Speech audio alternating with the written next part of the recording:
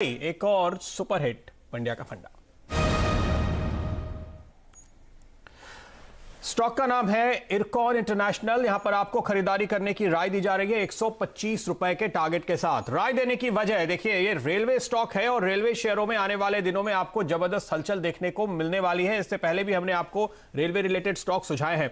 IRFC का एक issue आ रहा है और वो अगले हफ्ते जब खुलेगा तो आप देखेंगे इन सारे स्टॉक्स की री रेटिंग होती हुई नजर आएगी। उसके पहले दरअसल ये कैचअप रैली चल रही है और ये चलने वाली है यहां से लेकर के दरअसल बजट तक, और उसके बाद भी ये स्टॉक्स आपको एक तेजी के मूड में बने हुए दिखाई देंगे। इसलिए मौका भी है, दस्तूर भी है। लेकिन उससे आगे देखिए, हाल ही में IRCTC ने अपनी वेबसाइट लॉन्च की है और उसके बाद अब नए सिरे से बुकिंग और नया टाइम टेबल आता हुआ नजर आएगा। ये जो वैक्सीनेशन की प्रोसेस शुरू होने वाली है, जिसके बारे में कहा जा रहा है कि 13 जनवरी से प्रक्रिया शुरू हो सकती है, उसके चलते काफी सारे सेक्टर्स में अब नॉर्मलाइजेशन हो रहा है और रेलवेज भी जल्द ही अपनी सर्विसेज को नॉर्मल करेगा। और आपको जो पहले धड़ल्ले से ट्रेनें चलती हुई नजर आती थी, ठीक वैसे ही ट्रेनें चलती हुई नजर आएंगी। तो इन सारी कंपनियों के कारोबार पे जो थोड़ा सा स्लो डाउन था, या फिर से टॉप गियर में पहुंचने वाले हैं अगले 3 महीने के अंदर। ये आप मान करके चल सकते हैं। इसलिए इस वक्त आपके सामने एक शानदार मौका दिखाई दे रहा है।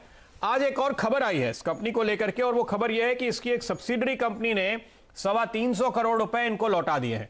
अच्छा, इसका मतलब क्या है? 325 करोड़ रुपए जो ये वापस आ गए सब्सिडरी को लोन के तौर पे, तो ये अपना ओवरऑल जो डेट था उसको कम कर सकते हैं इस कैश फ्लो से, और कंपनी का डेट 25% कम हो जाएगा। जी हां, ये जो 325 करोड़ का अमाउंट है आपको छोटा लगता होगा, लेकिन इस कंपनी का जो टोटल डेट है वो 25% कम हो जाएगा। इसका मतलब क्या है कि हमको और आपको डिविडेंड देने के लिए ज्यादा पैसा मिलेगा। आज इसकी डिविडेंड यील्ड है 5.25%, 5.25%, जो कि FD रेट से डायरेक्टली कंपेरेबल है। लेकिन जब कैश फ्लो बढ़ेगा, इस वजह से जब ये डेट कम करेंगे तो ये यील्ड भी बढ़ेगी। ध्यान रखिए, आज की जो ये मैं डिविडेंड यील्ड की बात कर रहा हूं वो पिछले 12 महीनों में है, जबकि कैश फ्लो थोड़े कम हुए हैं, इसलिए डिविडेंड यील्ड आपको थोड़ी कम दिख रही होगी। अगले 12 महीने का जो एनालिस्ट का अनुमान है, मैं उस पर नहीं जा रहा हूं, मैं आपको पास बता रहा हूं। लेकिन जब आप आगे का अनुमान देखेंगे तो दरअसल ये जो डिविडेंड यील्ड है ये आपको किसी भी FD से ज्यादा बेहतर नजर आएगी। और ये जो इरकॉन एक ऐसा शेयर है, आपको याद होगा पिछले कई सालों में हम पंड्या का फंडा में जब भी ऐसे अट्रैक्टिव डिविडेंड यील्ड के लेवल पर ये पहुंच जाता है तो हम आपको सुझाते हैं। क्योंकि देखिए, आपने अपने पैसे FD में रखे या आपने अपने पैसे इरकॉन जैसी मजबूत सरकारी कंपनी में रखे, उससे बहुत फर्क नहीं पड़ता। और यहां पर आपको डिविडेंड यील्ड शानदार मिलती है और साल दर साल डिविडेंड बढ़ता जाता है, जबकि FD के रेट आपको मालूम है आजकल काफी कम है और ज्यादा बढ़ने की संभावना कम ही नजर आती है। इसलिए, और हां, कैपिटल अप्रिसिएशन अलग से मिलता है आपको शेयर में। तो इस वक्त इतने अट्रैक्टिव लेवल पर यह स्टॉक आपको मिल रहा है। इस कंपनी में देखिए क्या है, सरकार से यानी रेलवे से एश्योर्ड डिविडेंड मिलता है, तो कहीं कोई जरूरत, कहीं कोई दिक्कत की बात नहीं है। रेल मंत्री पीयूष गोयल साहब ने यह बताया है कि उनका फोकस अब आने वाले दिनों में स्पीड बढ़ाने पर है।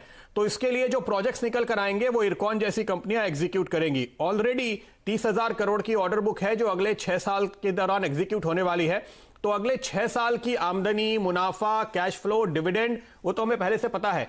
अब ये जो नए ऑर्डर्स आएंगे वो इसकी और आपको ग्रोथ दिखाएंगे जाहिर तौर पे, इसलिए यहां पर डाउनसाइड बेहद लिमिटेड है। इस कंपनी ने अगर आप देखें तो मेट्रो में डाइवर्सिफाई किया है, अब ये एयरपोर्ट से ऑर्डर ले रहे हैं, दूसरे कंस्ट्रक्शन के काम भी कर रहे हैं, ये सब एक्स्ट्रा है। अभी तो हम केवल कोर पकड़ के चल रहे हैं, तो ही हमें अट्रैक्टिव लगता है। ये जो हम कहते हैं आइसिंग ऑन द केक होगा, वो आगे आपको आता हुआ नजर आएगा। अच्छा, पिछले 3 सालों में इसने अपना टर्नओवर डबल किया है। यही रफ्तार इतने बड़े ऑर्डर बुक को देखते हुए आगे दिखे तो कोई सरप्राइज नहीं।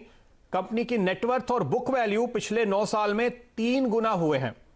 कंपनी कंसिस्टेंटली अपना करीब 40, 45, 50% मुनाफा डिविडेंड के तौर पे देती है। हाई डिविडेंड यील्ड आगे भी बने रहने की पूरी संभावना आपको नजर आती है। तो हर एक पैमाने पे मैं देख रहा हूं इरकॉन आपको बिल्कुल इस वक्त बेहद अट्रैक्टिव और अपने लॉन्ग टर्म साइकिल के बॉटम पे नजर आता है। यहां पर आपको खरीदारी करने की राय इसी वजह से दी जा रही है।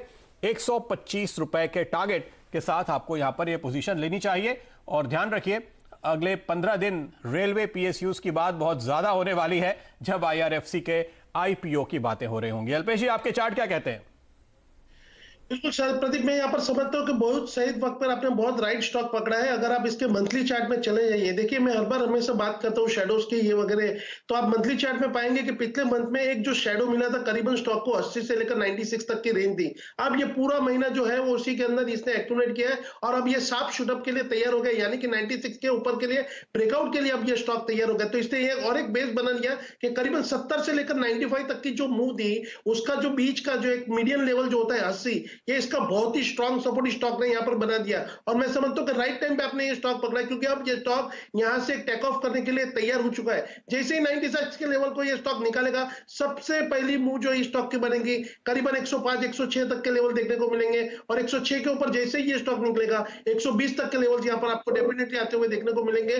तो बजट को ध्यान में रखते हुए आपने ये जो पिक निकाली है, मैं समझता हूँ this is the right time to buy the IRCON. यहाँ पे डेफिनेटली